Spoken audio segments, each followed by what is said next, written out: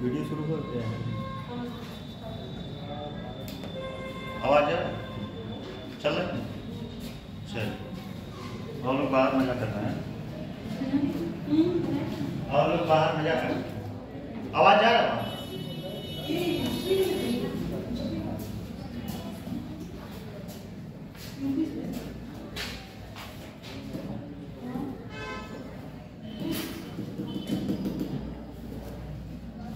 ये कुछ हैंग कर रहा है इस वजह से।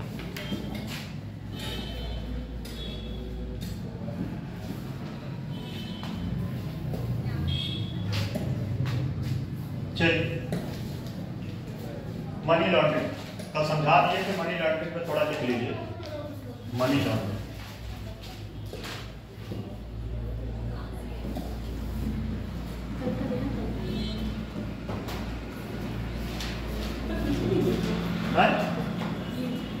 मनी लॉन्ड्रिंग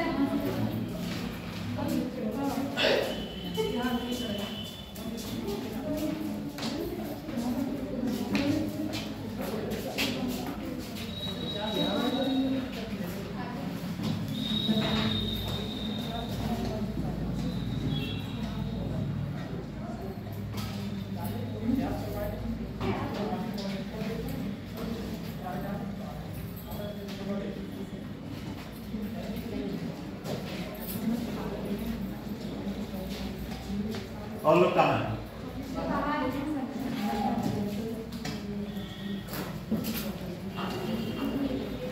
इसमें कौन कौन सा कार्य था? पहला था सामाजिक,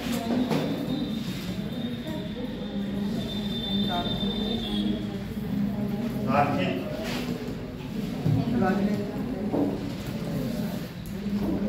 राजनीतिक और एक कारण हो रहा होगा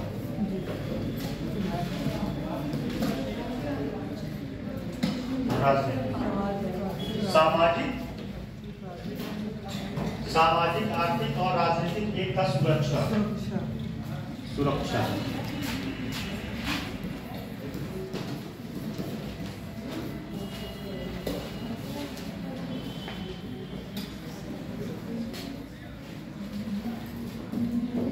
लिखिए थोड़ा सा लिखिए। कल समझा दिए थे टॉपिक ना, लिखवा नहीं पाए। देखिए मनी लॉन्ड्रिंग लिखिए। ये भूमिका लिखवाए थे कहीं? भूमिका हो गया था ना। चलिए देखिए इसमें सामाजिक प्रभाव में लिखिए। भूमिका नहीं हुआ था क्या? सामाजिक प्रभाव लिखिए।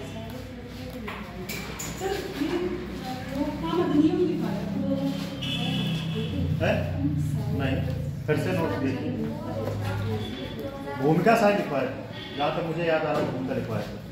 देखिए रोकथाम अधिनियम 2002 वो अधिनियम बताए थे, लेकिन नहीं उसमें अभी पॉइंट से हेडिंग लिखवाए थे ना, उसके पॉइंट के बारे में लिखवाए थे। लिखवाए नहीं लिखवाए थे? हाँ रोकथाम अधिनियम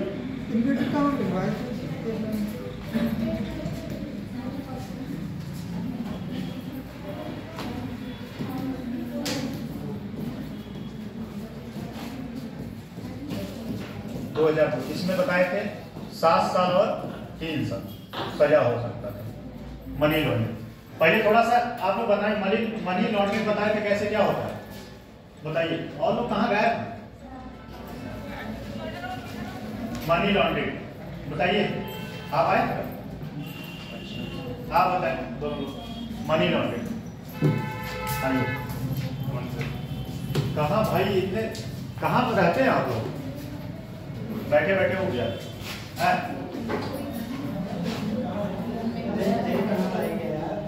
चलिए बताइए मनी लॉन्ड्रिंग बताइए आप। मनी लॉन्ड्रिंग क्या होता है? हाँ ब्लैक मनी को व्हाइट मनी में, जैसे वे कौन से हैं, रास्ते कौन कौन से? रास्ते कौन कौन से? वे मतलब किस तरीके से आप ब्लैक मनी को व्हाइट मनी कर सकते हैं, आप बताइए। हवाला एक नियम बताइए। हवाला नियम, हवाला के माध्यम से क्या करते थे? डॉलर या क्रिप्टो करेंसी या अन्य मुद्रा के माध्यम से उसको कन्वर्ट करके और फिर उसी पैसे को भारत में मंगाना, इन्वेस्टमेंट के, किसके इन्वेस्टमेंट के, किसी कंपनी में इन्वेस्टमेंट करवा दी तो वो व्हाइट मनी हो गया कि नहीं? लिखिए जरा इसका सामाजिक। देखिए आज के टॉपिक में एक टॉपिक बचा है, ठीक है, एक टॉपिक है इसमें भारत नेपाल से सुरक्षा संबंधित मुद्दे, ठीक। तो भारत नेपाल वो समझ लेंगे, उसके बाद ये टॉपिक आपका इंटरनल सिक्योरिटी उत्तर प्रदेश का कंप्लीट हो जाएगा। उसके बाद अगला है सुरक्षा, सुरक्षा से उत्तर प्रदेश की सुरक्षा व्यवस्था, डिफेंस, उसमें पढ़ना आपको, तो वो आज ही शुरू हो जाएगा, जहां तक उम्मीद है कि आज शुरू हो जाएगा। और रही बात पश्चिमी पेपर का, आप लोगों को समापन होने वाला है, तो मिठाई मिठाई खिला दीजिएगा आप लोग। कौन मिठाई खिलाएगा? दो टॉपिक बचा है इसमें, एक है मेडिकल हेल्थ सुविधा और एक है एजुकेशन। यूपी स्पेशल नहीं, अभी एक पेपर बचा है, अभी छठा पेपर बचा है। क्या हुआ, कौन बोला? अरे बाप रे, मजा नहीं आ रहा है क्या? है? हमें तो लगता है यूपी स्पेशल कितना इंटरेस्टिंग कोई क्लास में रहा होगा, और भी होगा, आप लोगों का अलग अलग मत हो सकता है, लेकिन इस क्लास में जो है बोर नहीं होने चाहिए। ये तो मेरा एक्सपीरियंस रहा, 30-35 दिन, जो भी 30 शायद 35 दिन हो गए क्लास चलते ना, 35 दिन में बोर नहीं होने दिया आपको। क्लास में कॉन्सेप्ट समझ में आया, मजा भी आया है। बस कभी कभी आप लोग अनुशासनहीनता कर दिए थे बीच बीच में, लेकिन बाद में सही हो गया। अच्छा, कुछ लोग क्लास हिस्ट्री पढ़ के चले गए क्या? कितने लोग गए हैं? अच्छा, सारे लोग।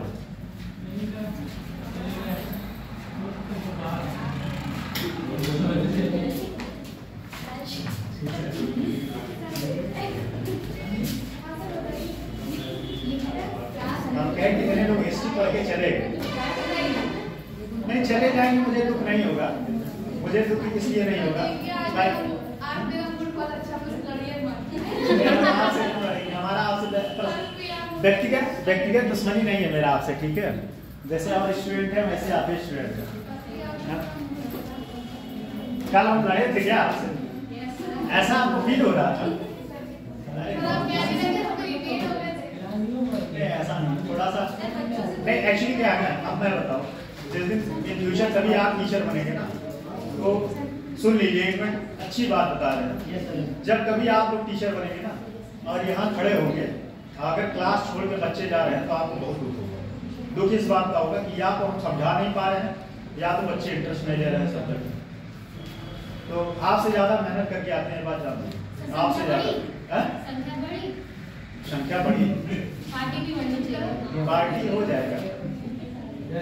वैसे हमें लगता है कि संख्या दो लोगों का बढ़ा है, 2-3 लोगों का ऐसा है संख्या जो बढ़ा, बाकी क्लास में तो पर डे आते थे। जैसे कि ये कभी ये तो आती थी, हफ्ते में 2-3 दिन आती थी। एक लड़की कल कोई आई थी, वो नहीं आई।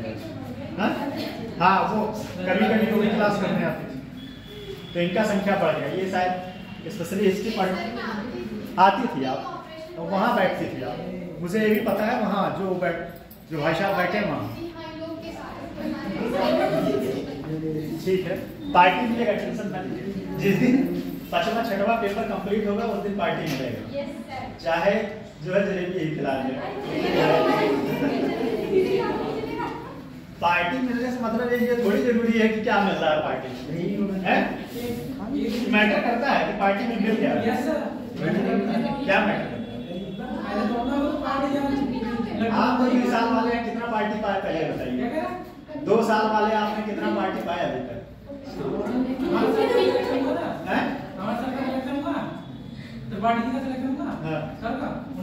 यार हमारा पीछे सिलेक्शन करा तो फिर हम पार्टी क्या?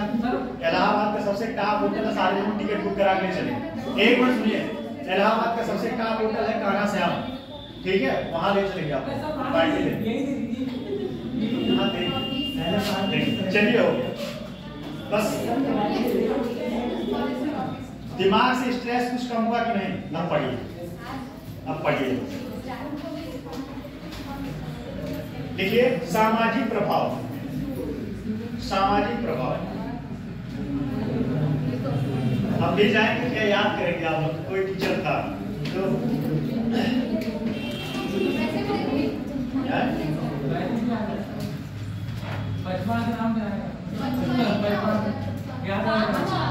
क्या यहाँ तक आवाज नहीं है।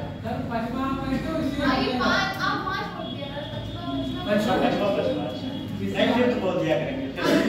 मुझे इंग्लिश आती है, ठीक है, मुझे इंग्लिश आती है। मैं स्पीकिंग कोर्स भी कर रखा था, बोलता नहीं वो अलग बात है। चलिए लिखिए सामाजिक प्रभाव। जितनी आजादी यहाँ मिलती है आप लोगों को उतना आपके घर में नहीं मिलता होगा, ये मेरा दावा मिलती है। लेकिन आप लोगों से एक रिक्वेस्ट ये है कि माहौल थोड़ा सा जब समझाएं तब बोलो, मत बोला करें, तब मेरा दिमाग एकदम गर्म हो जाता है, मन करता है 2-4 खोपा दे देते। सही बता सीरियसली। हाँ, खोपा मतलब समझते हैं क्या? चैटर कैसी सर? 2-4 दे जब समझाते समय कोई बोलता है, ऐसे बोले जब हम बोले तब बोल दीजिए। चलिए देखिए सामाजिक प्रभाव। सामाजिक प्रभाव में लिखिए मजबूत अवैध, थोड़ा स्पीड करिएगा, मजबूत अवैध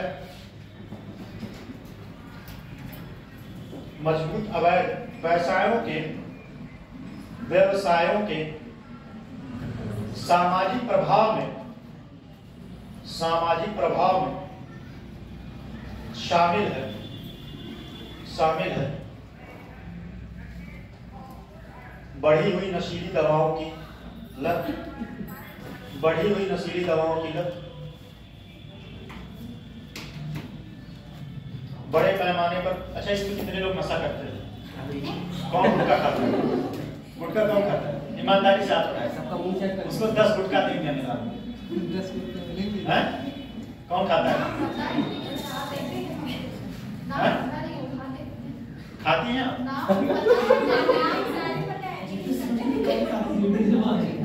गुटखा नहीं खाना चाहिए। मेरे सामने 2 एग्जाम्पल है, मैंने देखा है 2 लोगों को कैंसर से मरते हुए गुटखा खाने की वजह से। उसे हम नहीं खाते गुटखा, नॉनवेज नहीं खाते और गुटखा, पान, सुपारी ये सब कुछ नहीं खाते। जो शुद्ध पंडित होते हैं वही पंडितों में हम शामिल हैं। बढ़ी हुई नशीली दवाओं की लत, कौमा, बड़े पैमाने पर भ्रष्टाचार, अब शुरू है, अब लिखिए, ठीक है। बड़े पैमाने पर भ्रष्टाचार और आर्थिक शक्तियों से सुयुक्त अपराधी,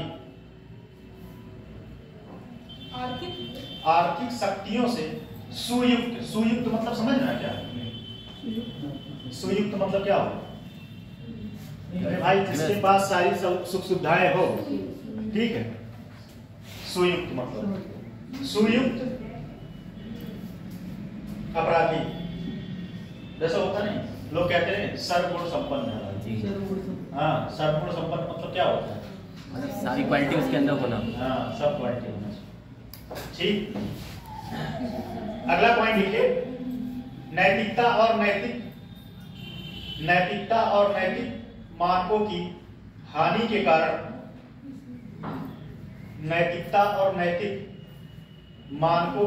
के कारण, सामाजिक संस्थाएं कमजोर हो जाती हैं। सामाजिक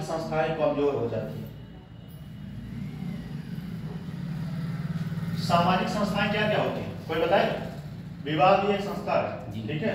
ये सब जो सारे सामाजिक संस्थाएं जो कल्चरल है वो कमजोर हो जाते हैं इसकी वजह से। ठीक, अगला पॉइंट लिखिएगा इसमें। अब आर्थिक कारक में लिखिए आर्थिक प्रभाव लिखिए। पहला पॉइंट इसमें विदेशी निवेशकों को हतोत्साहित करता है। विदेशी निवेशकों को हतोत्साहित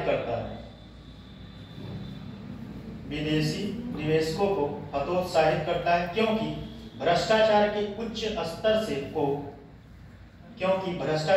उच्च स्तर को राज्य में व्यवसायों के, क्योंकि भ्रष्टाचार के उच्च स्तर को राज्य में व्यवसायों के लिए प्रतिकूल रूप में देखा जाता है।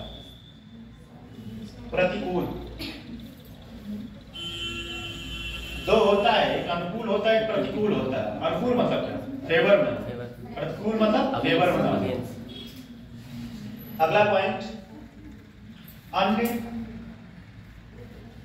अन्य अप्रत्यक्ष आर्थिक प्रभाव।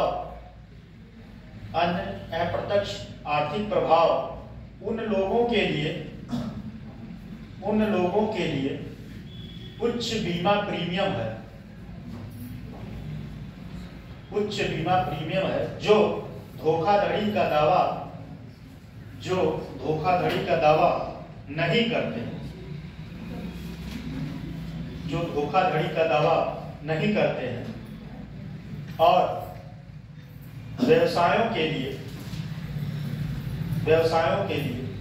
उच्च लागत के कारण, और व्यवसायों के लिए उच्च लागत के कारण कम लाभ पैदा करते हैं, कम लाभ पैदा करते हैं। अगला है राजनीतिक प्रभाव। राजनीतिक प्रभाव व्यवसायों के लिए उच्च लागत के कारण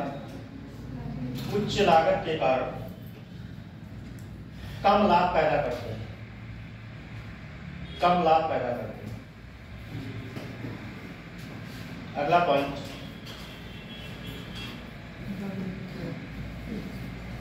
है राजनीतिक प्रभाव।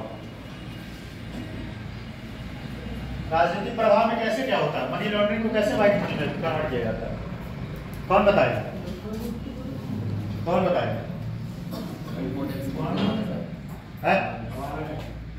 बताइए, पीछे से बताइए, आप बताइए। हवाला कर तो राजनीतिक होगा, चुनावी बांट पार्टी को फंड दे, ठीक है। अच्छा, चुनावी बांड कौन ले आया था, पता है आपको? अरुण जेटली लाया। इसको बजट में मनी बिल के रूप में पेश किया गया था इसको, नहीं तो और सारे लोग इसके फेवर में नहीं थे। मनी बिल के रूप में पेश किया गया। इस मनी बिल का तो क्वालिटी पता ही होगा आप लोगों को, क्या होता है?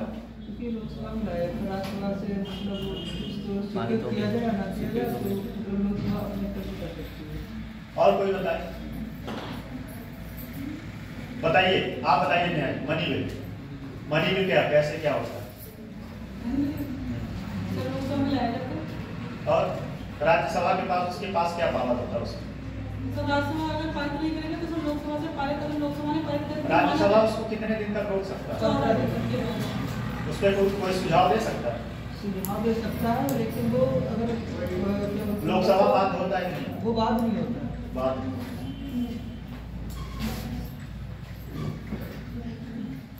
विकास योजनाओं पर व्यय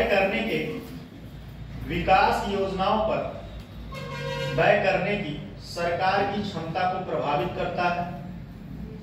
सरकार की क्षमता को प्रभावित करता है, जिससे आबादी का एक बड़ा वर्ग प्रभावित होता है, जो इस तरह के व्यय से लाभान्वित हो सकता है,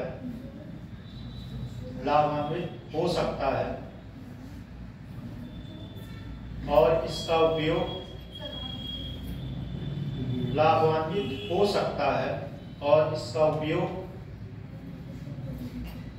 उपयोग उत्तर प्रदेश में चुनावी फंडिंग और क्रोनो कैपिटलिज्म में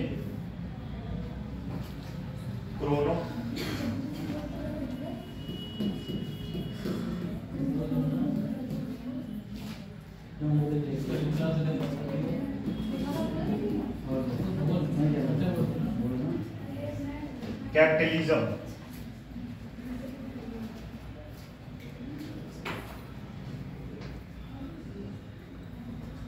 क्रोनो कैपिटलिज्म,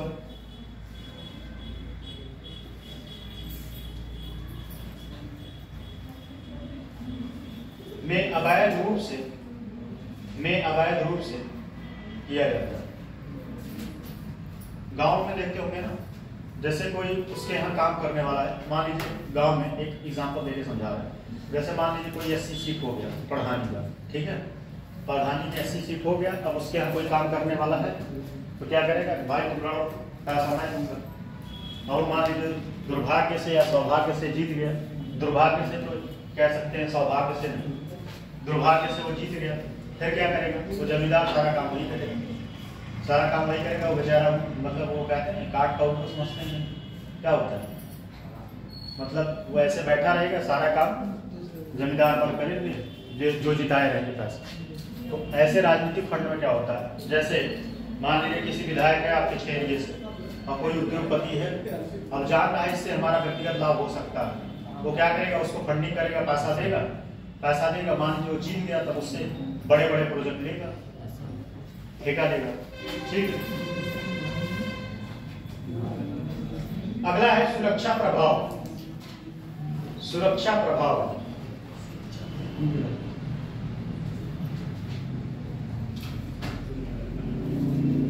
सुरक्षा प्रभाव आमतौर पर आतंकवादी संगठन, आतंकवादी संगठन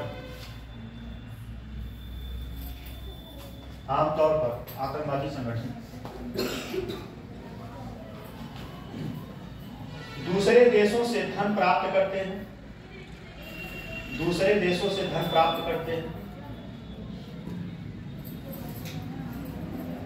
उस धन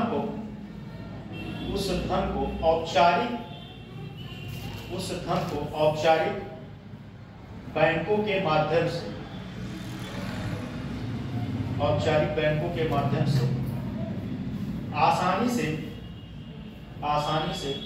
हस्तांतरित नहीं किया जा सकता। जैसे मान लीजिए क्रिप्टो करेंसी में रहेगा, एसबीआई उसको ट्रांसफर कर पाएगा, उसके लिए विशेष टूल होना चाहिए। क्रिप्टो करेंसी एक डिजिटल मुद्रा होता है, जान लीजिए, वो किसी कोड के तहत बनाया जाता है, सॉफ्टवेयर के तहत।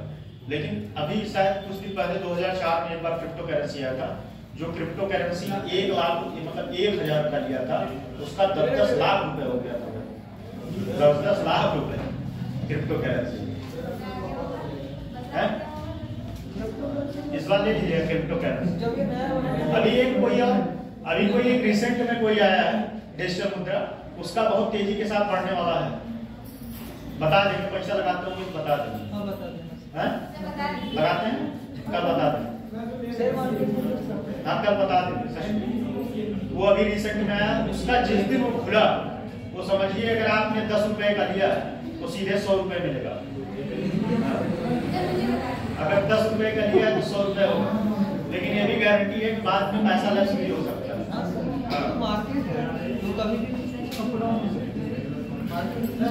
चलिए, माध्यम से हस्तांतरित नहीं किया जा सकता, इसलिए आतंकवादी संगठन सभी धन प्राप्त करने,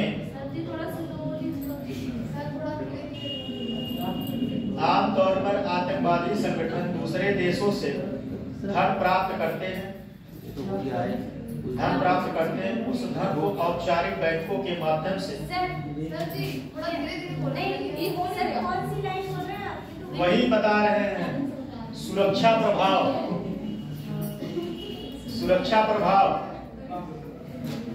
प्रभाव हेडिंग लिखे हो ना, ठीक है। अब फिर से सुन लीजिए, जहां से जिसका छूटा होगा लिखिएगा, ठीक।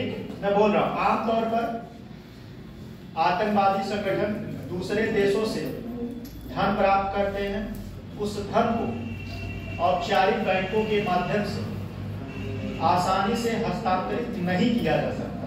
यहाँ तक हो गया होगा, यहाँ तक हो गया, नहीं किया जा, इसलिए आतंकवादी सभी धन प्राप्त करने और भेजने के लिए इसलिए आतंकवादी सभी धन प्राप्त करने और भेजने के लिए हवाला लेन देन का प्रयोग करते हैं। क्या का उपयोग करते हैं? हवाला लेन देन का उपयोग करते हैं। ठीक है,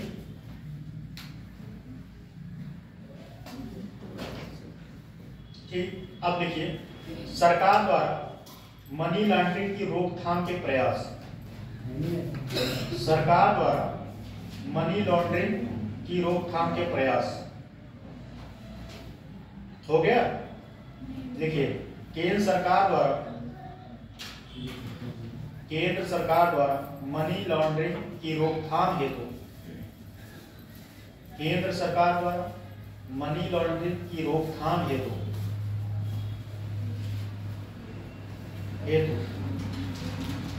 धन शोधन निवारण अधिनियम।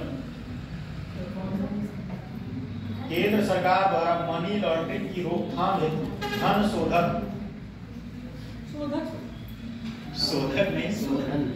धन शोधन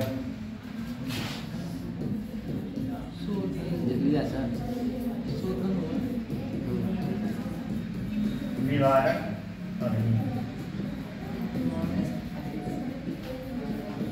2002। क्या हुआ? दिमाग मत खराब करिए, ठीक है? दिमाग मत खराब करिए, सच बता रहे हैं। पढ़ाते समय मत बोला करिए। अभी मेरे गुस्से से आप लोग वाकिफ नहीं। एक दिन करना पड़ेगा, सच बता रहे हैं। मुर्गा बनवा देंगे यहाँ बुलवा के तोड़ फोड़ मचा देते हैं, तोड़ फोड़ मचा देते हैं। चलिए, हो गया 1 मिनट। देखिए, केंद्र सरकार द्वारा मनी लॉन्ड्रिंग की रोकथाम हेतु धन शोधन निवारण अधिनियम 2002 में अधिनियमित किया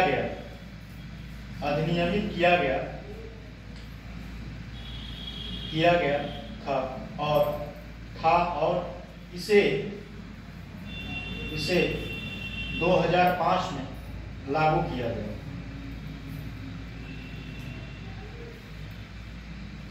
धन शोधन निवारण अधिनियम 2002 धन शोधन निवारण अधिनियम 2002 के अंतर्गत अपराधों की जांच के लिए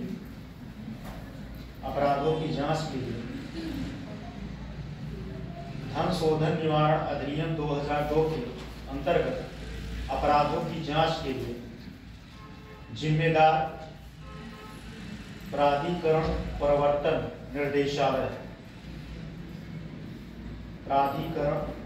निर्देशालय है। इसके खिलाफ जो है यही कार्रवाई कर सकता है। ठीक है, इसमें लिखिएगा धन शोधन निवारण अधिनियम 2002 के धन शोधन निवारण अधिनियम 2002 के मुख्य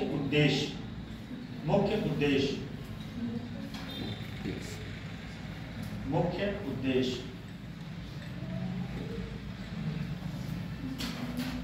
पहला लिखिए, मनी लॉन्ड्रिंग को रोकना। दूसरा पॉइंट, मनी लॉन्ड्रिंग को रोकना। दूसरा पॉइंट, अवैध गतिविधियों और आर्थिक अपराधों में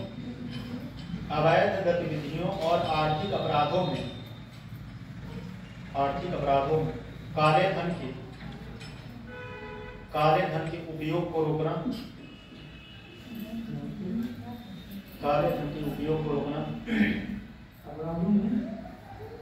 अवैध गतिविधियों और आर्थिक अपराधों में काले धन के उपयोग को रोकना। अगला पॉइंट, मनी लॉन्ड्रिंग में शामिल या उससे प्राप्त संपत्ति को जब्त करना।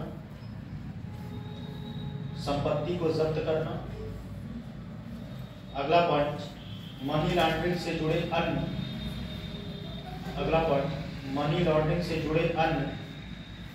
प्रकार के संबंधित अपराधों को रोकने का प्रयास करना। रोकने का प्रयास करना। अब देखिए हेडिंग है धन शोधन निवारण अधिनियम 2002 के तहत दंड का प्रावधान।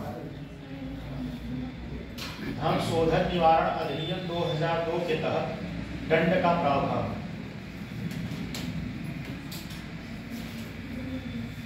दंड के प्रावधान देखिए, मनी लॉन्ड्रिंग के दोषी पाए जाने वाले व्यक्ति के मनी लॉन्ड्रिंग के दोषी पाए जाने वाले व्यक्ति के खिलाफ निम्न कार्रवाइयां की जा सकती हैं। निम्न कार्रवाइयां की जा सकती हैं।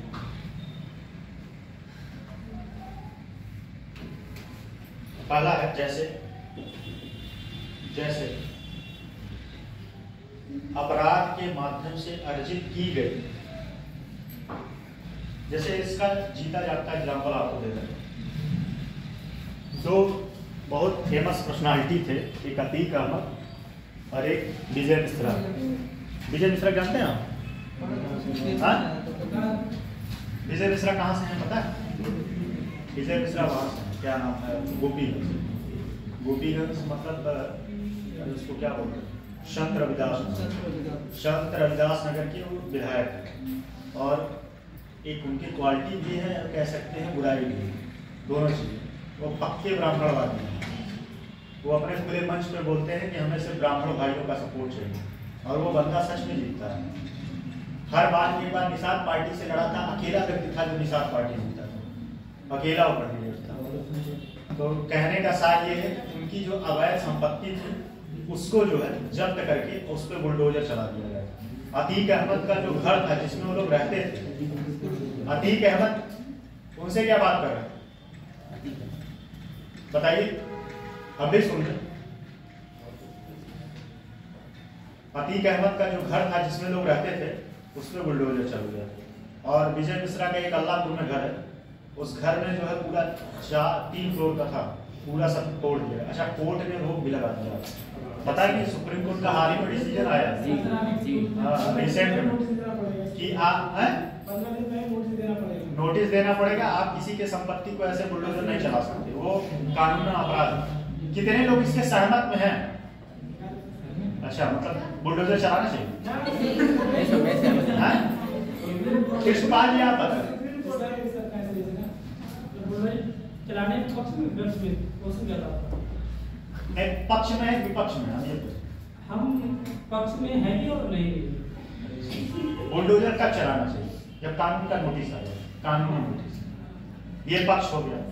विपक्ष में कि अवैध रूप से नहीं चलाना चाहिए। पता चले कागजी नोटिस ना मिला, आप उसको उजाड़ दिए बेचारे।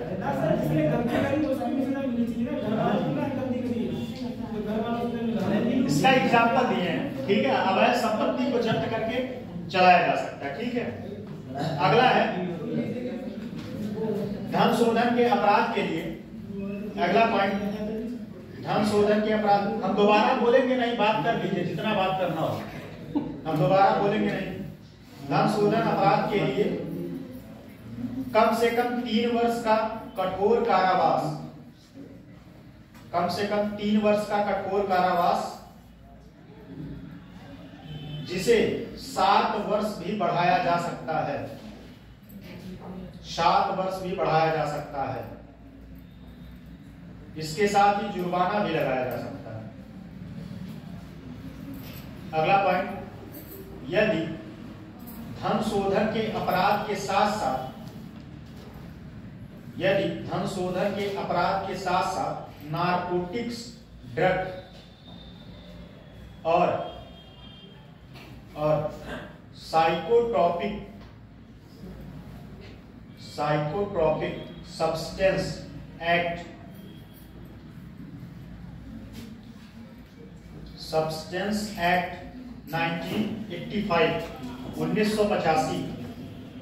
1985 से यदि धन शोधन के अपराध के साथ साथ नारकोटिक्स, ड्रग्स और psychotropic substance act psychotropic substance act.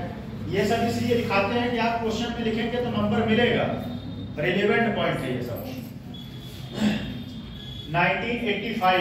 1985 से जुड़े अपराध भी शामिल हैं, तो जुर्माने के साथ 10 साल की सजा हो सकती है। अच्छा लिख लीजिए तो पता है, तो जुर्माने के साथ 10 साल की सजा हो सकती है। हाँ, तो जुर्माने के साथ 10 साल की सजा हो सकती है। पता है शाहरुख खान का लड़का पकड़ा गया था, पता है कितना? उसको जो है 10 साल की सजा हो सकती है। 10 साल की। शाहरुख खान का लड़का पकड़ाया था, तो शायद उसके पास ज्यादा मात्रा में नहीं था, लेकिन वो अपने यूज के लिए रखा था। उसका पर डे खर्चा पता है मंथली खर्चा कितना है? 2 करोड़ से ज्यादा। सही बात। शाहरुख खान 2 करोड़ से ज्यादा उसका जेब खर्च है। हम लोगों के 20 से 50 लाख मिला के मनी लॉन्ड्रिंग आपका कंप्लीट। ठीक, इति सिद्धम। अगला टॉपिक है आपका, लिखिए और इसको समझा दे तब लिखिएगा। अगला टॉपिक आपका है, लिखिए भारत नेपाल सीमा। भारत नेपाल सीमा पहले आप समझ लीजिएगा, पहले टॉपिक लिखिए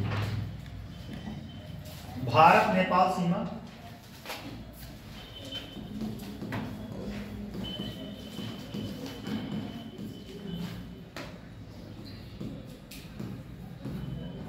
भारत नेपाल सीमा पर सुरक्षा चुनौतियां।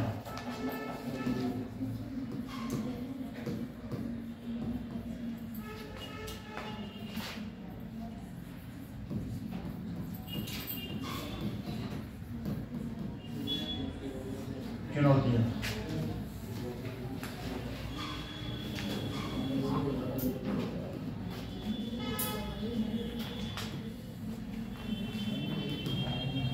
कौन कौन सी चुनौतियां हैं पहले लिख लीजिए, उसके बाद मैं समझा दूंगा। विवाद के मुद्दे, ये समझते चलिए। विवाद के मुद्दे,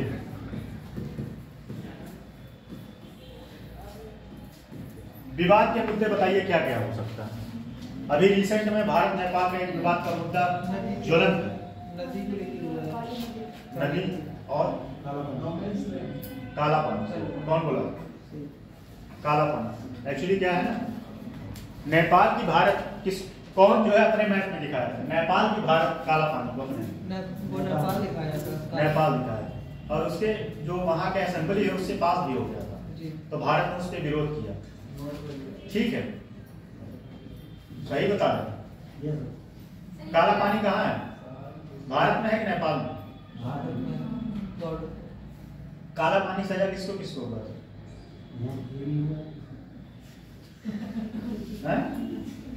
मुझे पता है आपको नहीं पता, यहाँ तक आवाज आ जाती है। कुछ ऐसी बात जो है ना वो यहाँ तक आ जाती है आवाज। वहाँ ट्रांसमीटर लगवाए हैं। चलिए, पहला इसमें पॉइंट है ये लिपुलेख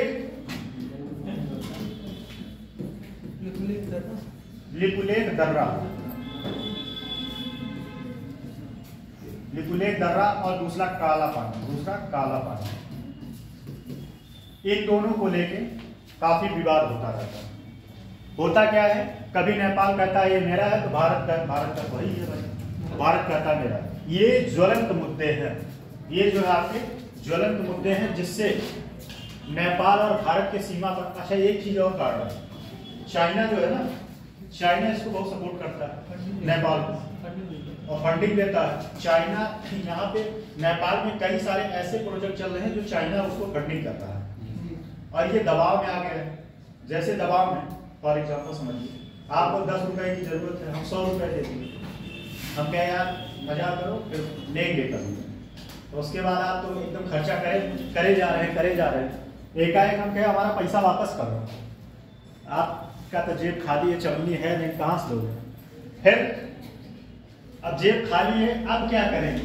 अब हम जो कहेंगे वो करना पड़ेगा। तो हम कहेंगे कि आप यहाँ ये जो भूमि है वो हमको दीजिए, हम लीज पे, और वहाँ पे हम अपना कोई चीज़ लगाएंगे। तो ऐसे चाइना करता है। इसमें एक पॉलिसी है, देखिए कभी ये जो है ना इंटरनल से वो IR का टॉपिक है। IR का टॉपिक है हार्ड पॉलिसी और सॉफ्ट पॉलिसी, दो पॉलिसी होता है, ठीक है। वहाँ हम जाएंगे नहीं तो बता देते हैं हार्ड पॉलिसी क्या होता है और सॉफ्ट पॉलिसी क्या होता है। चाइना इन दोनों का यूज करता है। चाइना जैसा जहाँ पे जो जरूरत रहता है उसका यूज करता है। थोड़ा सा मैं एक एग्जांपल दे रहा हूँ सॉफ्ट पॉलिसी। सॉफ्ट पॉलिसी में क्या है कि पहले उसको थम दे दो, आपको 10 रुपए की जरूरत है, लो भैया 1000 रखो यार, जाओ खाओ पियो ऐसा करो हैं। अब पैसा तो दे दिया, आप भी खुश हो गए कि हमको 10 रुपए की जरूरत था, 1000 रुपये मिला है, आप तो मजा करेंगे इधर उधर। कहा ठीक है मजा करिए, 2 4 साल 5 साल नहीं बोलेगा। फिर उसके बाद मेरा पैसा चाहिए अभी तत्काल, कहाँ हो जाएगी, नहीं है, तब बताइए सरकार जो कहेंगे आप वही करेंगे। ठीक है, आज यहाँ से हमारा रास्ता गुजरेगा, मान लीजिए आपका घर है, ठीक पड़ोसी है, समझाने के तरीके से बता रहे हैं, ठीक है, समझ में आ रहा है कि नहीं, हार्ड पॉलिसी सॉफ्ट पॉलिसी, वैसे बहुत क्लिष्ट है ये, समझना बहुत टफ है। तब क्या है, पैसा दे दिए, अब आपका पड़ोसी है, पड़ोसी कर्जा दिए हैं और उसी के रास्ते से आपको जाना है, अब क्या करेगा, वो मजबूरी में कहेगा जाओ भैया आपको हम नहीं रोकेंगे। तो हो गया कि सॉफ्ट पॉलिसी के तहत पैसा दिया, जितना जरूरत है उससे ज्यादा पैसा दे के आपको अपने गिरफ्त में कर दिया। यही कर रहा है चाइना, किसके साथ, नेपाल के साथ, श्रीलंका के साथ, बांग्लादेश के साथ, मालदीव के साथ, जितने उसके और जो है अफ्रीकन में कई सारे कंट्री हैं अफ्रीका में, वहां पे भी यही, रवांडा में बहुत भारी मात्रा में पैसा दे रहा है, सोमालिया में पैसा दे रहा है चाइना। ये सब यही काम कर रहा है कि उन देशों को अपने गिरफ्त में ला रहा है। तो ये क्या करते हैं, ये दोनों को उकसाता है, कौन, चाइना उकसाता है नेपाल को, तब वो जो है भारत के खिलाफ खड़ा होता है। अच्छा एक बात और बता दें, जो है नेपाल एक पूर्णतः हिंदू राष्ट्र है, पता ही नहीं, वो हिंदू राष्ट्र घोषित भी किया अपने आप, हिंदू राष्ट्र कहा जाता है, वहाँ मुस्लिम नहीं है, पता नहीं है कि नहीं है, मैं तो कभी गया नहीं, लेकिन वो अपने आप को हिंदू राष्ट्र घोषित करता है। हम गए ही नहीं, जाना है लेकिन देखे नहीं वहाँ। अच्छा ठीक, ये मुद्दे होते हैं, ये मुद्दा समझ में आया कि नहीं, भड़काने कौन काम करता है, चाइना। ठीक, ये ज्वलंत मुद्दा है। इसमें फिर उसके बाद देखिए सकारात्मक पहलू में क्या क्या है, जिससे इन मुद्दों पे जो भारत और नेपाल का जो रिलेशन है उसको जो है थोड़ा सही बनाया जा सके। ऐसे ऐसे कुछ कदम उठाए गए कि जिससे दोनों देशों का रिलेशन अच्छा चले। ठीक है, अभी एग्जाम्पल देके समझाएंगे, टेंशन मत लीजिए, लिख लीजिए बस। वैवाहिक सांस्कृतिक संबंध,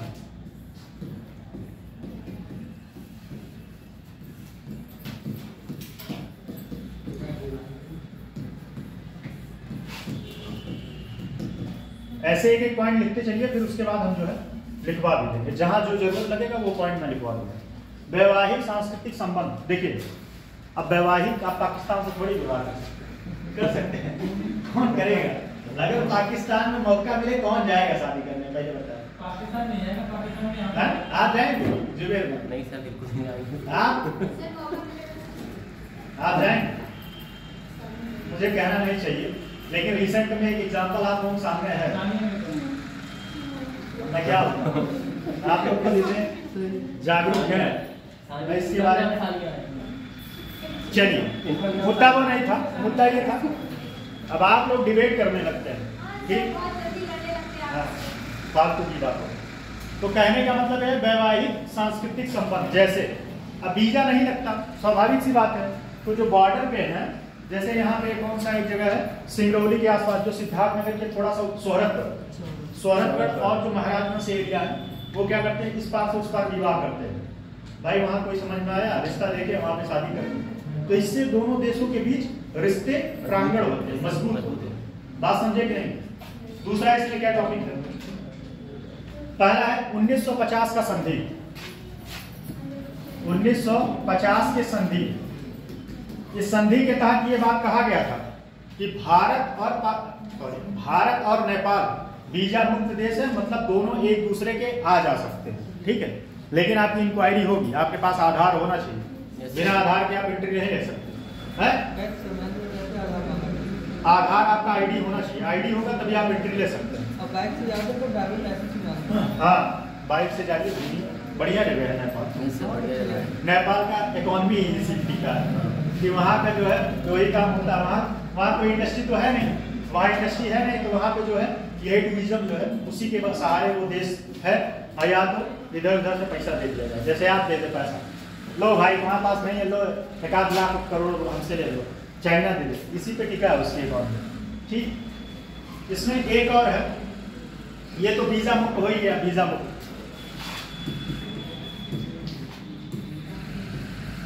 वीजा मुक्त आवाज आई। ठीक, अच्छा एक चीज और देखे होंगे, नेपाल से लोग यहाँ पे आते हैं क्या करने, ठंडी में क्या आते हैं, कपड़ा बेचते, उनको बड़ा फायदा होता है। ये मत सोचिए कि जो 700 बोलता है वो 200 में देके जाता है उसका घाटा होता है, कुछ घाटा नहीं, कुछ घाटा नहीं होता। इसलिए नहीं होता क्योंकि उसकी करेंसी वहां बदल जाती है, उसकी करेंसी।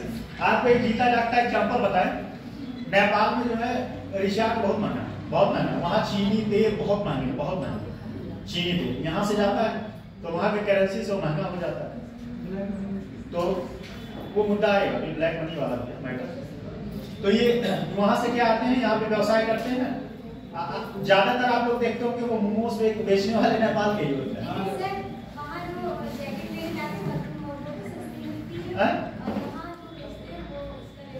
हाँ, अच्छा, जितने मोमोज बेचने वाले हैं सब नेपाली है ज्यादा। हाँ, मोमोज बेचने वाले सब नेपाली। ठीक, ये सब मुद्दा है। आपदा के दौरान अगला है, आपदा की समझ लीजिए, जो जरूरत लगेगा वो लिखवा देंगे। आपदा के दौरान सहायता, इसका जीता जागता एग्जाम्पल है 2015। आपको पता है 2015 का भूकंप जब आया था, मैं उसका जीता जागता एग्जाम्पल हूँ। 2015 का जब भूकंप आया था, नेपाल में बहुत भयंकर भूकंप आया था, वहाँ बहुत सारे लोग जो है बहुत क्षति हुई थी, तो भारत जो है काफी सहायता किया था। 2015 के भूकंप में हम क्लास कर रहे थे, ऊपर क्लास था हम लोग, तो भाई साहब जो है लगा ही सब बच्चे सब भागे, हम लोग भी भागे, और उसमें जो है कुछ महारथी लोग थे, बैग अपना लेके भाग रहे, जान बचाओ कि बैग जाएगा है। तो ये सब सारे मुद्दे होते हैं। जैसे क्या है कि ये सब सकारात्मक पहल है, क्या है सकारात्मक, जिससे दोनों देशों के रिश्ते क्या होते हैं, मजबूत होते हैं। ठीक, दोनों देशों के रिश्ते मजबूत होते हैं। हमारे नोट्स में कुछ ऐसा कुछ नहीं लिखा होता, सिर्फ टॉपिक लिखा रहता है। किसी दिन आप लोगों को यहाँ करके दिखवा देंगे, इसमें सिर्फ हेडिंग है। अगला पॉइंट है, जैसे क्या है एक्चुअली क्या है, दिमाग जो है कंप्यूटर तो है कि सारा चीज दिमाग में फीड है, कॉन्सेप्ट याद है लेकिन टॉपिक इधर उधर हो सकता है, नुकसान आप लोगों का हो, नुकसान आप लोगों का ना हो भाई। फिर है नकारात्मक पहल,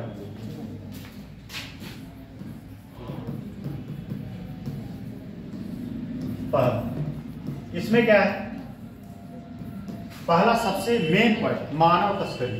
क्या, मानव तस्करी।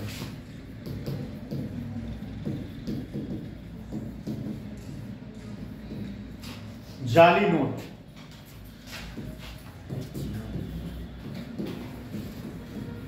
मानव तस्करी में क्या होता है, ह्यूमन ट्रैफिकिंग में क्या करते हैं, एक बहुत भयंकर, ये बहुत सीरियस मुद्दा है कि जो है इसमें बहुत नेपाल के लोग काफी ज्यादा धकेले जाते हैं। नेपाल की जो लड़कियां हैं वो इसमें काफी ज्यादा इसमें इन्वॉल्व होती हैं, और भारत के लोग, जो भारत की कुछ लड़कियां हैं या कह सकते हैं पुरुष, वो लोग जाके वहां जबरन, होता क्या है कि नेपाल के रास्ते उसको किसी और देश में भेज देते हैं, यहाँ से उनको उठाए, नेपाल में वीजा है नहीं, नेपाल पहुंचा, नेपाल से और देशों में पहुंचा। ये बहुत सीरियस मुद्दा है, और इस पे सरकार जो है चला भी रहा है, बहुत सारे उसमें काम भी किया, लेकिन अब वही है ना कि रोक नहीं मिल रहा है इस चीज को। जाली नोट, जाली नोट ये जो है सबसे ज्यादा कब आया था सामने, वो कब हुआ था, मुझे एग्जैक्ट डेट नहीं याद आ रहा। मोदी जी नोटबंदी कब किए थे, 8 नवंबर 2016। उस टाइम यहाँ पे मुद्रा को बदला गया था, जाली नोट बहुत जोरों शोरों पे से चला था। जाली नोट जो था वो बहुत जोरों शोरों पे चला था। ये सब नकारात्मक पहल है। और उसके बाद क्या है, नक्सलियों के लिए सुरक्षित ठिकाना।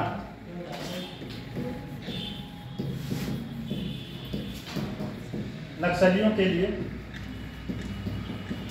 सुरक्षित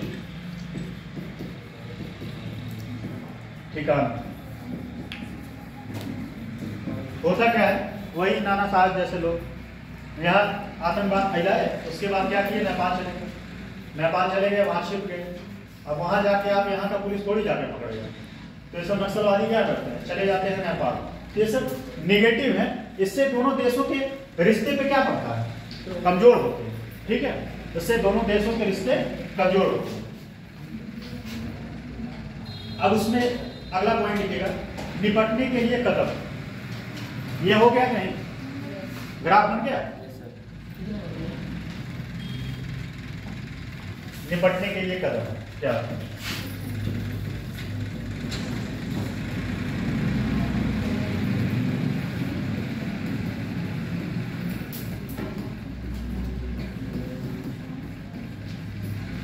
कदम। इसमें पहला पॉइंट था। पहला पॉइंट क्या है, द्विपक्षीय सहयोग।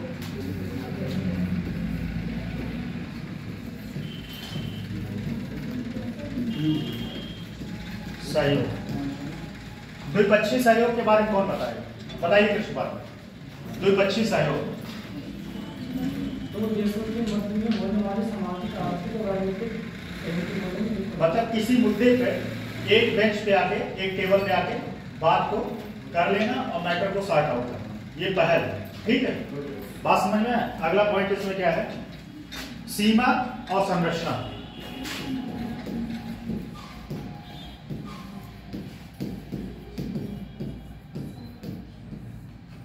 सीमाओं पर अच्छे पुलिस या अधिकारियों की नियुक्ति करना और उसको टेक्नोलॉजी से लैस करना। ठीक है, सीमाओं पर अच्छे पुलिस अधिकारियों की नियुक्ति करना और अच्छे टेक्नोलॉजी से उसको लैस करना, जिससे घुसपैठ क्या हुआ, क्या बात है, जिससे घुसपैठ ना हो, जिससे मतलब नशीली दवाओं का इधर से उधर व्यापार ना हो और ह्यूमन ट्रैफिकिंग ना हो। ठीक, ये सब पहल किया जाए। इसमें एक पॉइंट और लिख लीजिए, खुफिया जानकारी का साझा। ये बहुत इंपॉर्टेंट पॉइंट है। सबके गांव में खुफिया एजेंसी होता है नहीं, खुफिया जानकारी साझा करना। सर रो इसी में आता है।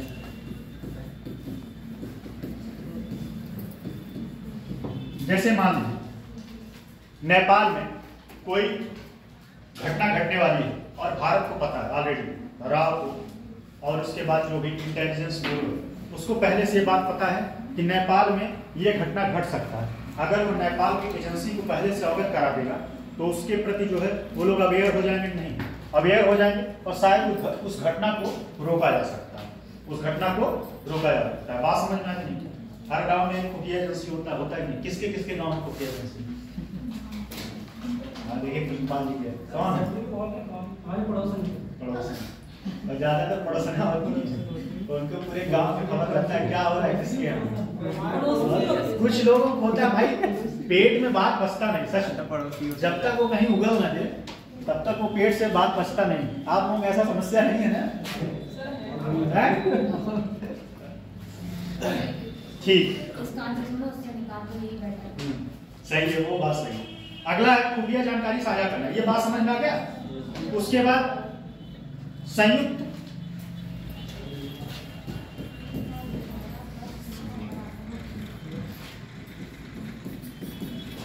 गश्ती, मतलब संयुक्त युद्ध अभ्यास। आप लोग जानते होंगे, देखे होंगे, बहुत सारे भारत जो है बहुत सारे देशों के साथ क्या करता है, संयुक्त मिलिट्री एक्सरसाइज करता है। जैसे भारत जो है अमेरिका के साथ करता है, ऑस्ट्रेलिया के साथ करता है, ठीक है, बांग्लादेश के साथ करता है, श्रीलंका, बहुत सारे देशों के साथ मिलिट्री एक्सरसाइज करता है। उससे क्या होता है कि जैसे मान लीजिए कोई ऐसा टेक्नोलॉजी है जिससे आप अवगत नहीं है, आपकी फोर्स, तो आपके फोर्स को उस टेक्नोलॉजी से अवगत कराएंगे। जिससे आने वाले समय में अगर कोई ऐसे उस टेक्नोलॉजी के थ्रू आपके यहाँ कोई घटना घटने वाली हो तो आप पहले से उसके प्रति जागरूक हैं, आप उससे निपट पाए। तो ये संयुक्त जो है मिलिट्री एक्सरसाइज किया जाता है। बात समझेंगे? आप बताइए इसमें कौन ऐसा पॉइंट है जो मैं लिखवा रहा हूँ? यही सारी पॉइंट है, इसी पॉइंट में जो कहिए आप लोग लिखवा दो,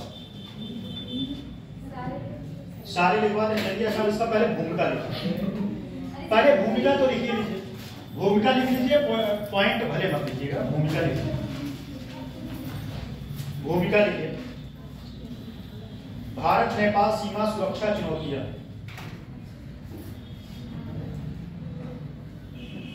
अच्छा ये बताइए, हिस्ट्री में पढ़े हैं सिंगरौली की संधि कब हुई? कौन बता सकता है? कौन बता सकता है? बताइए, बताइए आप दोनों, सिंगरौली की संधि कब हुई? बताइए टेस्ट पर।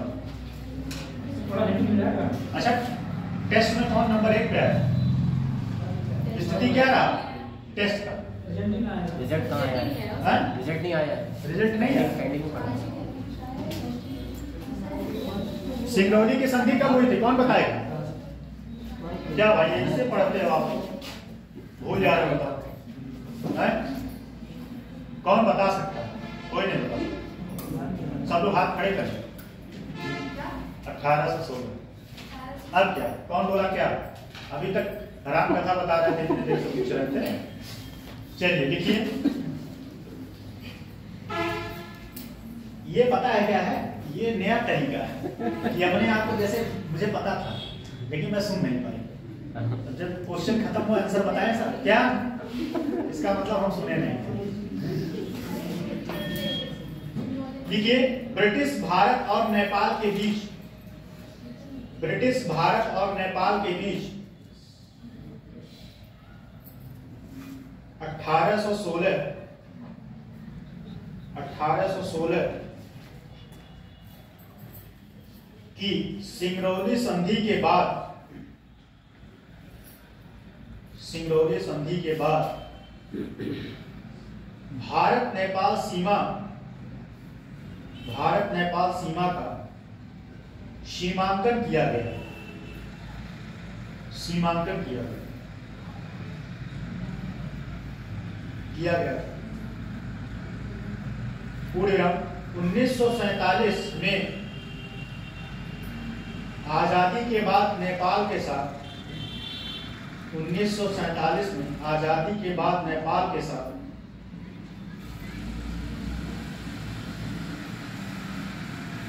मैत्री संधि हुई। मैत्री,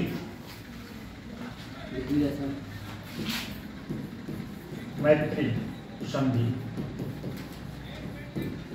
संधि हुई, मैत्री संधि हुई।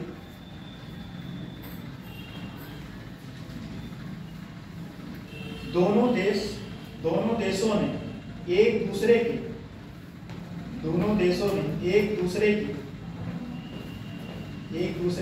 क्षेत्रीय अखंडता का, क्षेत्रीय अखंडता का, दोनों देशों ने एक दूसरे की क्षेत्रीय अखंडता का सम्मान करते हुए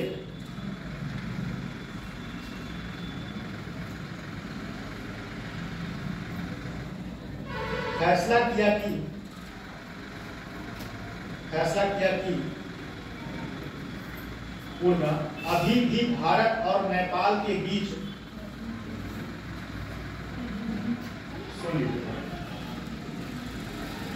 दोनों देश जो है एक दूसरे के अखंडता में कोई इंटरफेयर नहीं करेगा, ठीक है? इंटरनल मामले में कोई भी किसी देश के मामले में, आंतरिक मामले में कोई इंटरफेयर नहीं करेगा, ठीक है? लेकिन अभी भी एक विवाद चल रहा है। जैसे देखिए, अभी हाल ही में भारत और नेपाल के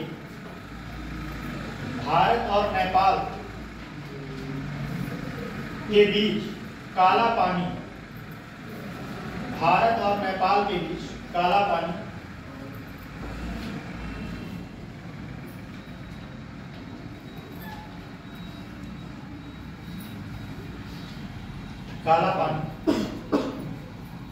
लिपू लेक काला पानी कौमा, लिपू लेक और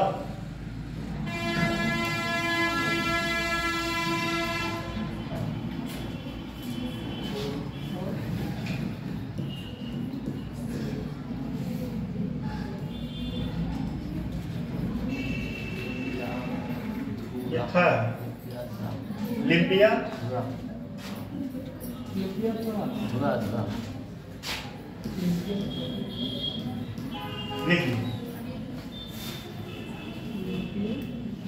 लिम्पिया थुरा, लिम्पिया थुरा क्षेत्र को लेकर क्षेत्रीय विवाद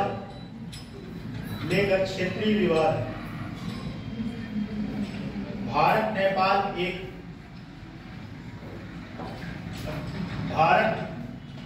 नेपाल सीमा एक शांतिपूर्ण सीमा है। भारत नेपाल सीमा एक शांतिपूर्ण सीमा है, लेकिन अब इसमें पाकिस्तान से लिखा है, लेकिन आप दोनों लिखिएगा। लेकिन पाकिस्तान और चाइना के हस्तक्षेप के कारण, पाकिस्तान और चाइना के हस्तक्षेप के कारण कुछ सुरक्षा मुद्दे उत्पन्न होते हैं।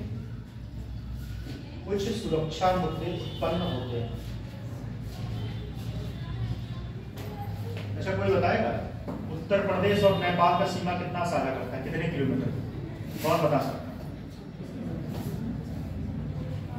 कौन बता सकता है? आप बताएं। कितना? तब भी बताइए। 600। अच्छा, और हम उत्तर प्रदेश से बात करें। उत्तर प्रदेश से बात करें, कौन बता सकता है? बताइए आप। तानिया जी, आप बताएं। नहीं बताए, आप बताएं। अगर भाई आप बताएं। 400-500 आप बताइए। आपका नाम भूल गए तो फिर से बताइए, तेज से चिल्ला के पूरा क्लास नाम सुन लेगा। चलिए, कोई नहीं, नाम मत बताइए, नाम मत बताइए। कितना? 500। और कोई बताए? सही है। अब टोटल भारत कितना नेपाल के साथ सीमा साझा करता है? 2100 समथिंग। कितने? अभी बता दीजिए। 2100 कुछ है।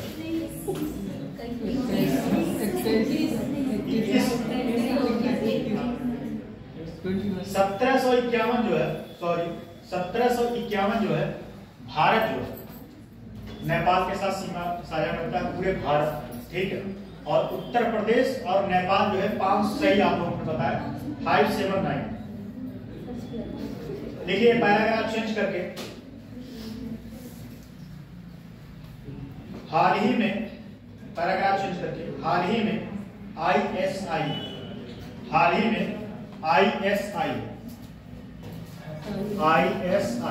ये कहाँ का इंटेलिजेंस ब्यूरो, कहाँ का है? पाकिस्तान का है। और एक बात ये भी कहा जाता है कि पाकिस्तान की जो सरकार चलती है, इसी का कंट्रोल होता है। इसका और वहाँ का मिलिट्री का जो जनरल होता है, वही इसके पूरे सरकार को उसी का कंट्रोल होता है। हाल ही में ISI operation Awadh, ISI matter का नाम लिखिएगा, ऑपरेशन अवध के तहत कश्मीर से अरुणाचल प्रदेश तक के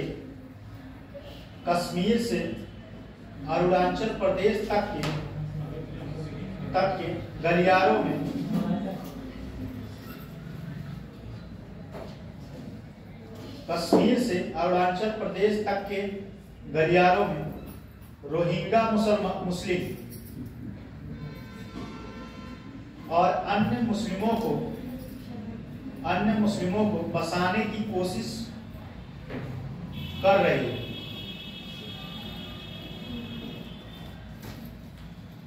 19 पूर्ण विराम। उत्तर प्रदेश नेपाल पर पिछले 3 वर्षों में, उत्तर प्रदेश नेपाल सीमा पर पिछले 3 वर्षों में मस्जिदों और मदरसों ब्रैकेट में लिखिएगा, मस्जिदों और मदरसों ब्रैकेट में 2017 में 700 से 3 वर्षों में मस्जिदों और मदरसों में लिखिएगा 2017 में 700, 2017 में 700 से 2020 में 1000 ब्रैकेट क्लोज की संख्या में वृद्धि हुई, 1000 की संख्या में वृद्धि हुई। खुफिया एजेंसियों ने इस मुद्दे को लेकर आगाह किया है। खुफिया एजेंसियों ने इस मुद्दे को लेकर आगाह किया है। पूर्ण विराम।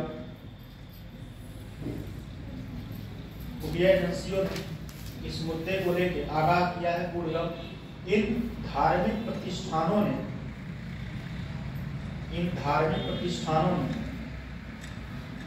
सीमा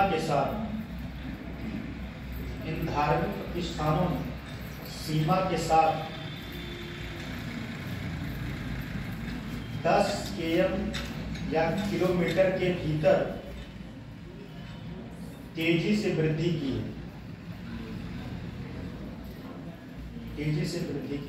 जिससे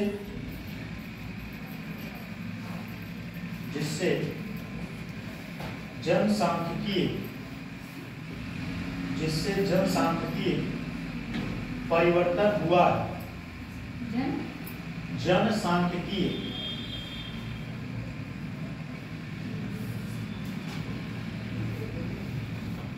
परिवर्तन हुआ, जिससे पाकिस्तान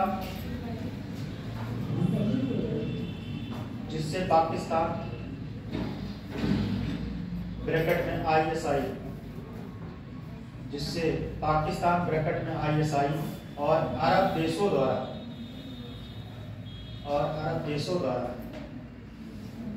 वित्त पोषित किया है। अपने खुद इसके यहाँ खाने को पैसे नहीं और टेररिस्ट को फंडिंग करता है। खुद देशों में जो है एकदम दरिद्रपना छाया हुआ है और दूसरे देशों को जो है फंडिंग करते हैं, आतंकवाद को बढ़ावा देते हैं, जिसे पाकिस्तान ISI और अरब देशों द्वारा वित्त पोषित किया जाता है। अच्छा, अब इसमें थोड़ा सा कुछ बात का समझाना है।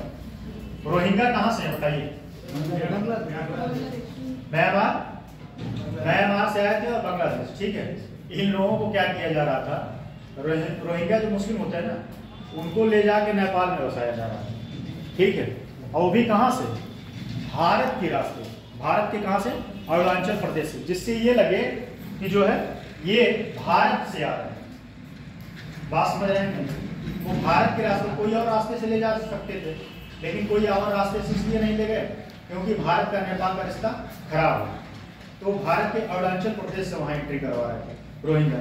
अच्छा, कोई एक बात समझिएगा, जैसे पहले उसमें भी बताए थे, जब वो बताए थे क्या नाम, आदिवासी लोग। कोई भी व्यक्ति, आपको सीधा एग्जाम्पल, सिंपल एग्जाम्पल देके बताएं। कोई भी व्यक्ति, मान लीजिए आपके घर में कोई अन्य व्यक्ति आ गया, आपका रहन सहन प्रभावित होता है नहीं प्रभावित होता है? रहन सहन, खाने पीने, उठने बैठने, सारे तरीके प्रभावित होते हैं। तो स्वाभाविक सी बात है, जब कोई दूसरा कम्युनिटी, दूसरा संप्रदाय या दूसरा धर्म आपके देश में आएगा तो कहीं ना कहीं वो आपके लिए समस्या क्रिएट करेगा ही। समस्या क्रिएट करेगा मतलब वो अपने कल्चर को फॉलो करेगा, आप अपने में करेंगे, फिर दोनों में क्या होगा? विवाद होगा, सामुदायिक दंगे होंगे।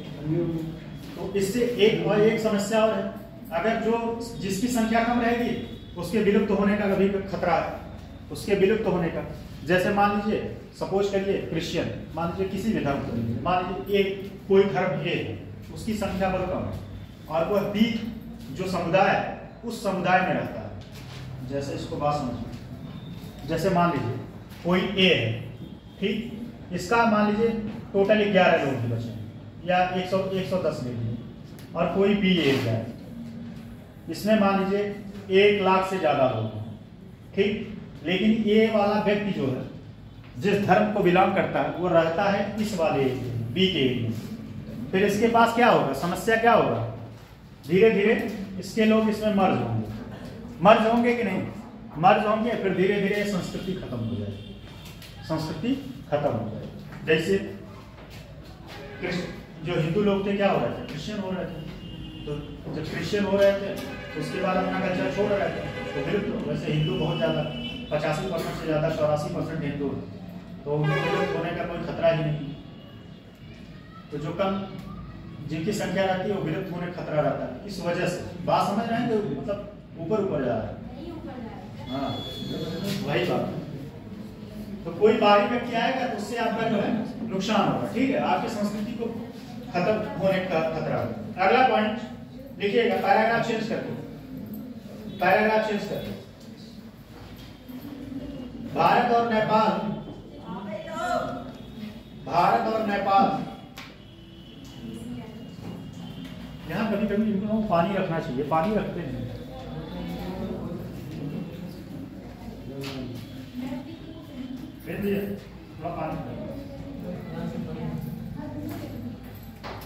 भारत और नेपाल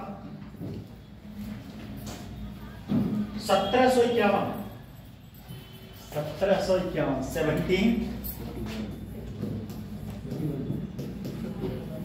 ठीक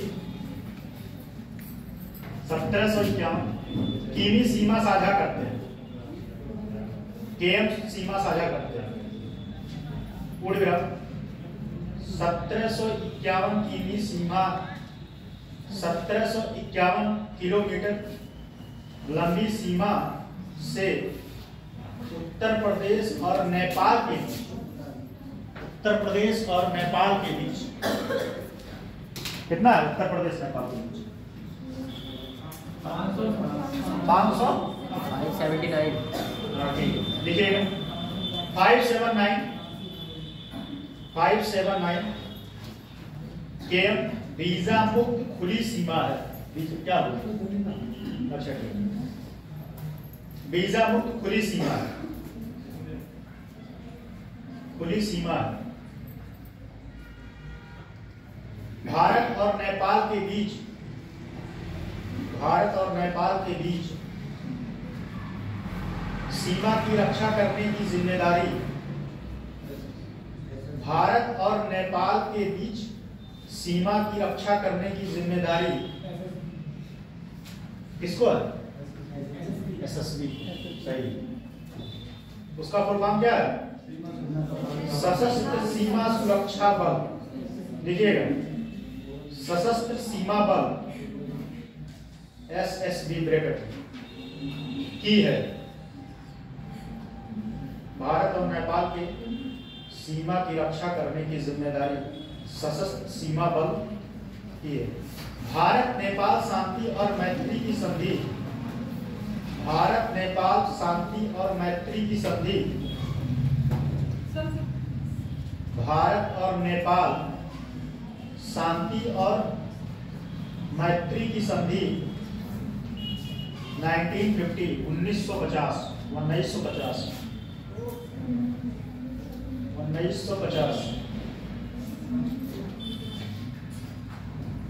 पर हस्ताक्षर किए गए थे।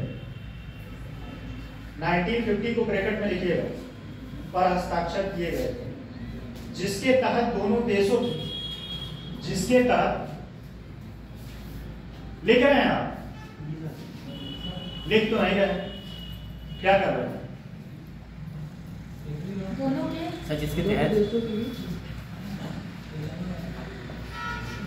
दोनों राष्ट्रों के बीच, एक मिनट, जिसके तहत दोनों देशों की, दोनों देश खुली सीमा पर सहमत हुए, खुली सीमा पर सहमत हुए। इस संधि के तहत दोनों राष्ट्रों के बीच खुली, दोनों राष्ट्रों के बीच खुली सीमा, दोनों राष्ट्रों के बीच खुली पुलिस सीमा और सुवेद सीमा सांस्कृतिक और ऐतिहासिक संबंधों को, खुली सीमा सांस्कृतिक और ऐतिहासिक संबंधों को मजबूत तो किया है, लेकिन राष्ट्रीय सुरक्षा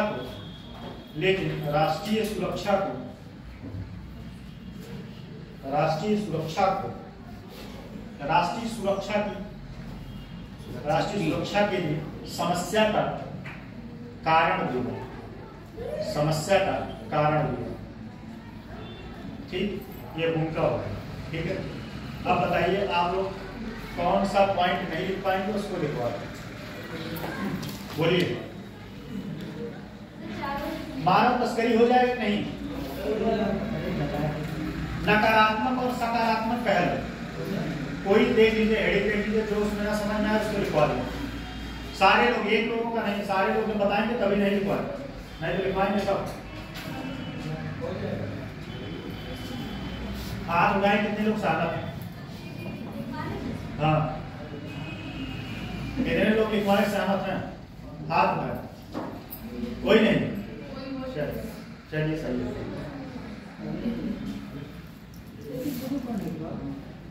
मिला जुला के चैप्टर दो, ठीक चैप्टर। सर ये जाली नोट क्या है? राजू हम लोग खाते हैं, बहुत खा लेंगे आज। बताइए आप, मैं बादाम सुबह खा के आते हैं। सर मैं पूछ रही थी जाली नोट क्या था? जाली नोट नहीं जानता? अरे भाई नकली नोट और क्या? हाँ, फर्जी नोट।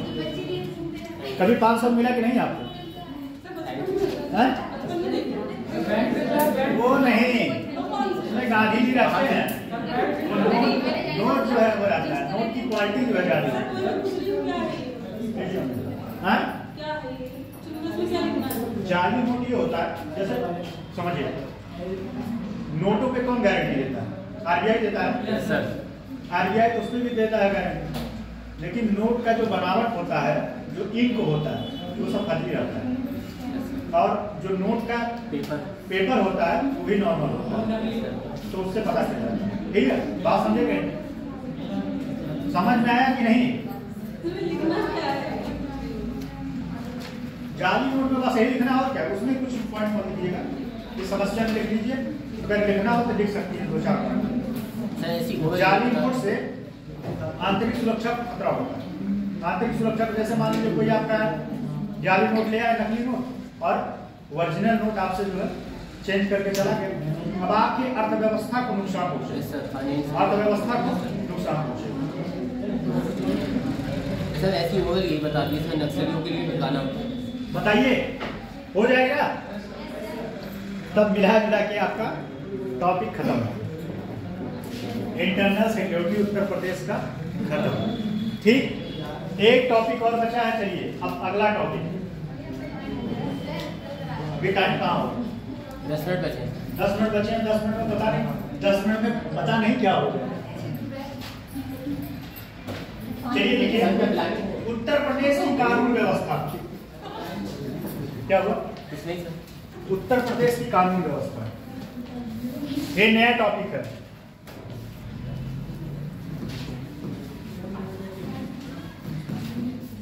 आज टॉपिक शुरू करते भले ना, वहाँ रजिस्टर में एंट्री हो जाए तो टॉपिक शुरू हो जाए। Yes sir. उत्तर प्रदेश की कानून सब ओवल बता दिए सर, थोड़ा कल से रिटर्न करवा रहे हैं।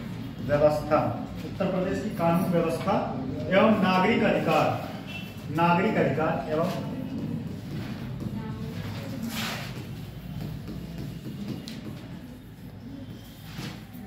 अधिकार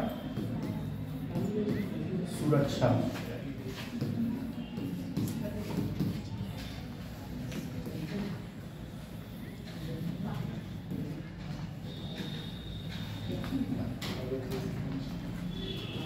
देखिए समझा रहे हैं सब, एक ही पॉइंट इसमें समझा रहे हैं, पहले लिख लीजिए।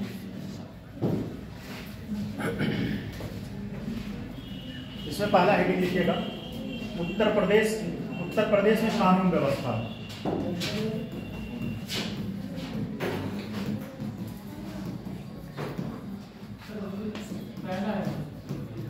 व्यवस्था, ये टॉपिक है। ठीक, मेन टॉपिक ये है। ठीक, बात समझ रहे हैं? क्या है टॉपिक का नाम? उत्तर प्रदेश की कानून व्यवस्था एवं नागरिक अधिकार सुरक्षा। ठीक है, ये चैप्टर का नाम है।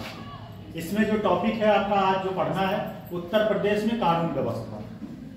उत्तर प्रदेश में कानून व्यवस्था क्या हुआ? क्या हुआ? ठीक, देखिए इसमें लिख लीजिए, फिर मैं समझा देता हूँ। ये पहला लिख लीजिए, नेपाल के साथ सुवेद सीमा। नेपाल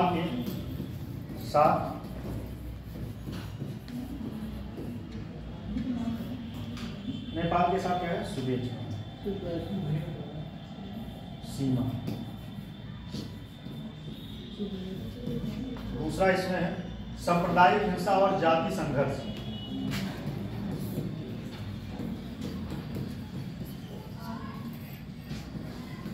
हिंसा और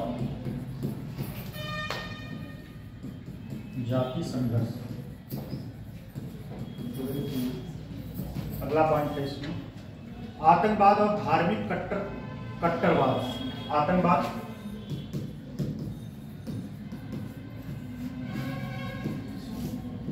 धार्मिक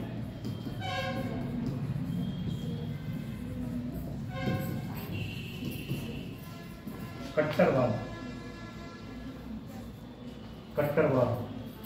का उदय।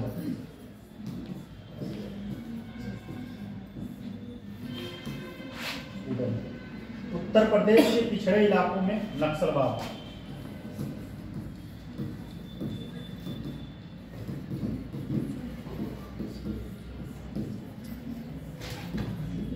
इलाकों में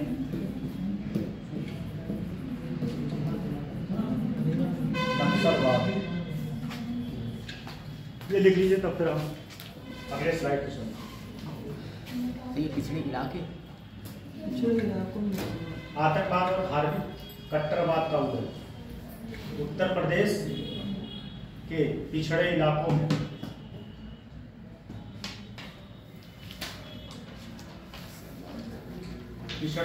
नक्सलवाद।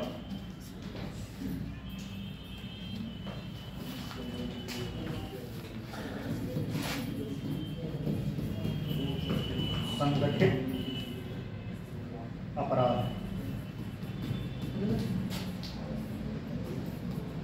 संगठित अपराध एक उत्तर प्रदेश में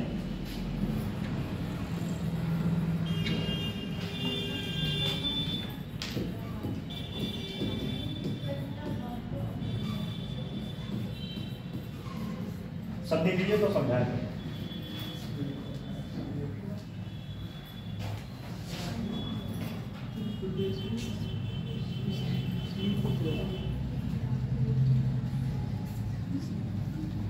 हो गया?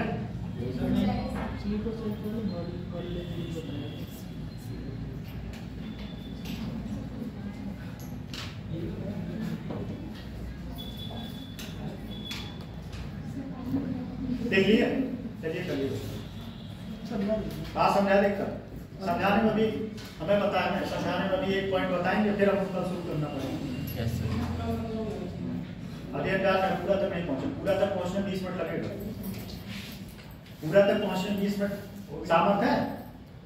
समझा दे, 20 मिनट तक समझा दे।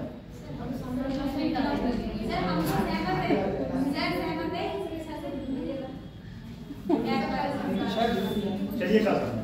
यस सर, ठीक है, ठीक। 20 मिनट लगेगा, मुझे पता है। फिर पता चले एक टॉपिक बताए, फिर कल से वही शुरू करना पड़ेगा। हाँ, फिर रही बात।